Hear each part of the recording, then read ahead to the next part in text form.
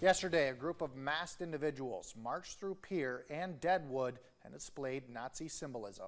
Parker Brown has an update on the neo-Nazi group who claimed responsibility and reactions from South Dakotans. It's our top story tonight.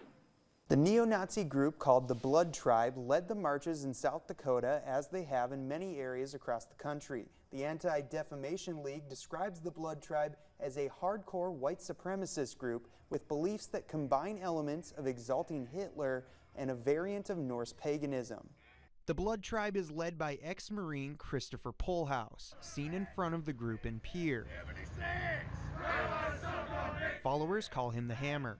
On X, Polhouse claims that Governor Noem is incorrect in stating that South Dakota Highway Patrol escorted them away from the Capitol building, despite the South Dakota Department of Public Safety confirming Governor Noem's statement. Many South Dakotans expressed their concern and distaste for the neo-Nazi group's presence in the state. On X, Senator Mike Rounds said, "This is disgusting. This racist behavior has no place in South Dakota or anywhere." Representative Dusty Johnson simply responded by saying on X, "This is atrocious." State Auditor Rich Satgast encountered the group firsthand in Deadwood and was part of a group of civilians who confronted the Blood Tribe. The law enforcement in Deadwood was fantastic. They came in very swiftly, got in between the two groups so that there was no real physical activity that took place. The Nazi group really was trying to provoke somebody into violence. There was one instance where a group of the Nazis did get a hold of the gentleman, and fortunately law enforcement was able to separate them.